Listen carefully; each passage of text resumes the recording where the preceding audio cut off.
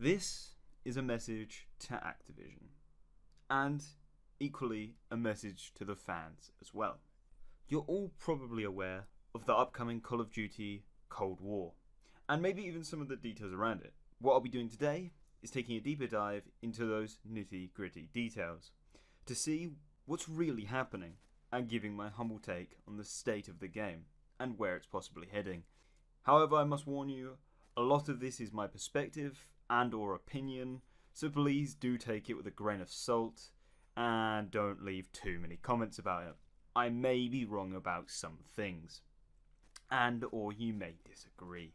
But hopefully you can join me now as we take a deeper look into the disposition of Black Ops Cold War.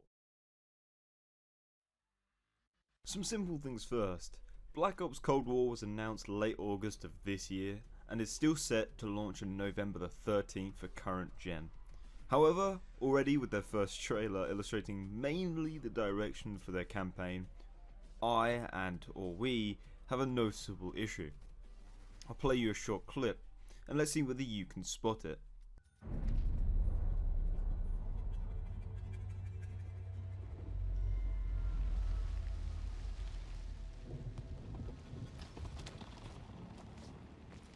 Airfield's just up ahead.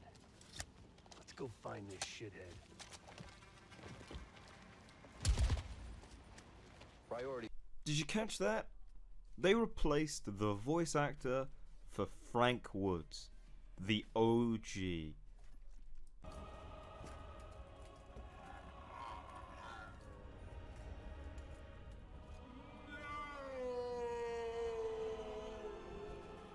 And also, characters such as Mason, which is again surprising considering he was the protagonist of Black Ops 1 after all, will not be returning. Why is this such a large problem, you ask? Well, let me propose it like this. Despite putting the campaign on the forefront of this latest game and framing it as the sequel to the beloved Black Ops 1, they have not asked the original voice actors to reprise their roles. Those same voice actors who shaped the campaign, who made the campaign such an amazing experience. Worst of all with this, it seems James C. Burns, the original voice actor of Frank Woods, wasn't even approached about reprising the role. He didn't even get the chance.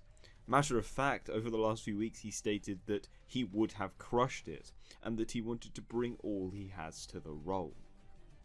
I think it just upset me. I wanted to be part of it. It's such a, it's so rich with opportunity for Woods to do his thing, man. Oh, Hey, it's give them a such rich, it's like a target-rich environment where I would have taken this Woods fucking character and just kind of molded it and built this fucking juggernaut. You know, see, Activision will do what Activision does. I can't control that. But you guys can. Oops, did I say that out loud? No. It just feels wrong. After all, James C. Burns has been Frank Woods for the last 11 years and has influenced the character tremendously. And yet, despite this being a direct sequel, he will not be returning. Maybe there is some bad blood or hostility behind the curtains we do not know of. However, from the way James has been talking about it, and considering Activision has yet to give a clear statement, I'm not persuaded to believe that either. So to conclude on this subject, will Activision get James to reprise his role? Likely no.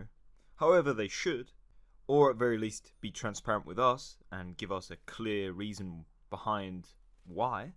And as long as quality is in mind, this wouldn't feel as much as a kick in the balls as it does currently, to mostly the long-time fans especially. For those who don't understand why so many people are making such a big deal out of this, I ask you to think back to the last few releases. Now keep in mind, people want this to be the best Call of Duty ever released, and a large part of that comes down to the campaign. What they don't want is another Black Ops 3. Outcome? Train go boom. Or worse, Ghosts. What they want is an amazing storyline, with amazing characters that don't feel like cardboard cutouts. And yet Activision has now cut out an actor who we've always trusted to ensure the life remains in his character. and they've handed that responsibility and the weight of this monumental character to someone inexperienced. It doesn't fill us with much faith. Along with this, the public has brought light to some of the blunders of this latest game. However, before we do continue, I do want to say a few good things. I'm very glad that with this latest game they've grown some major balls again, which Activision used to have with all of their games. Like World at War, for example. The game would show you the brutality of war, and if you was to cry about it, the game would slap you and call you a little bitch. However, it seems Activision didn't have big enough balls this time to challenge the Chinese, because they cut the time and square footage from the teaser, which, in reality, is just a bit embarrassing. But it is still an improvement, so I will take it. However, back to those blunders. Well, to begin, a large percentage of the player base and YouTubers especially have been pointing out the downgrade in audio quality, a majority of them claiming that the guns became manly and realistic in the latest Modern Warfare, but have returned to their traditional Nerf gun quality, which to many is a downgrade from what we got last year. Along with this, a few channels dedicated to comparison have shown that Black Ops Cold War reuses a number of the animations from Modern Warfare 2019, or have a lower quality animation overall.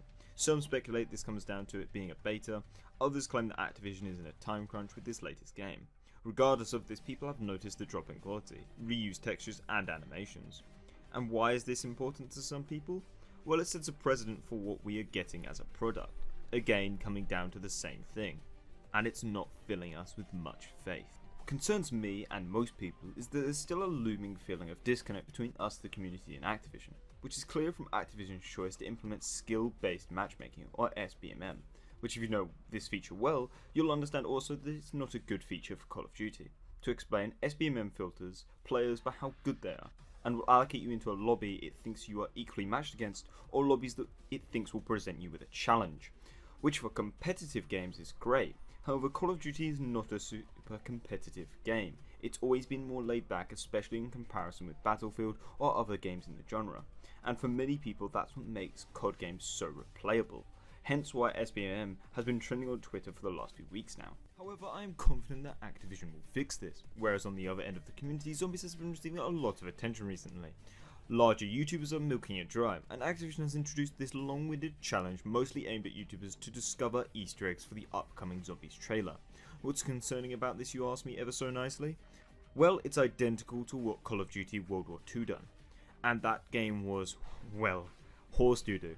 Actually, a lot of what we've received so far for Zombies is fairly similar to World War II, which is slightly scary for Zombies fans including myself. Let me just list some of the similarities. They gave YouTubers crates with items to assist them in uncovering Easter eggs. There will be special zombies. The characters you play will be taking orders from Hudson, which directly parallels the cast from World War II taking orders from Hank. And there is more. However, we'll have to wait for a release to be able to confirm or deny this information so far. And that is the state of Black Ops Cold War so far. I hope you've enjoyed this video. If you did, I'd appreciate a like, and if you want to see more, please do subscribe. Thank you for watching, and I'll see you again next time.